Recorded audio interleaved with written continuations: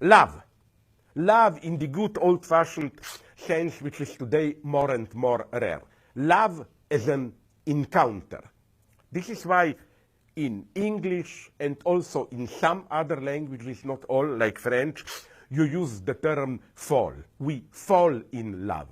This is the eventual dimension. In what sense? Let's say you live a happy life. You are lucky, you have a job, you meet regularly with friends, you are not in love, you just make one-night stands, maybe here and there, you meet every evening with friends, you drink, you go to blah, blah. Then all of a sudden, in a totally contingent way, let's say you stumble on the street, somebody helps you to stand up, it's a young girl or boy, blah, blah, and of course, it's the love of your life. A totally contingent encounter, but the result can be that your whole life changes. Nothing is the same, as they say. You even spontaneously perceive your entire past life as leading towards this unique moment. You know, the illusion of love is, oh my God, I was waiting all my life for you. Something like this would have been the love event. And I think it's getting more and more rare today. Many intelligent cultural critics noticed how we are almost returning to pre-romantic, pre-modern times when marriage or love connections were a matter of relatives, counselors, and so on. Your uncle, your aunt, they selected whom you will marry, and so on. Today, it's similar, only instead of all those old wise uncles and so on, it's dating agencies, marriage agencies, and so on and so on.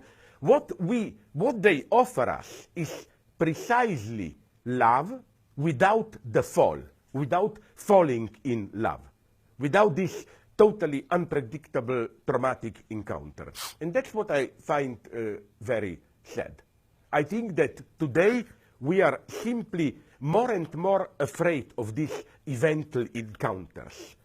You encounter something which is totally contingent, but the result of it, if you accept it as an event, is that your entire life changes. It's a different story. This is why I think that this avoiding falling in love is the same phenomenon as a standard joke that I use in almost all my books. You know how we want to date the thing without the bad aspect of it, without the price we have to pay for it. We want, I don't know, we want sugar without calories, so we have sweeteners. We want beer without alcohol. We want, and so on and so on. And I claim it's the same thing in sexuality. We want brief, safe sex, sexual encounters without the fall, without this fatal attachment. And I think this is the most sad thing here, that even what is slowly emerging as maybe the predominant ideology today, what I ironically refer to as Western Buddhism.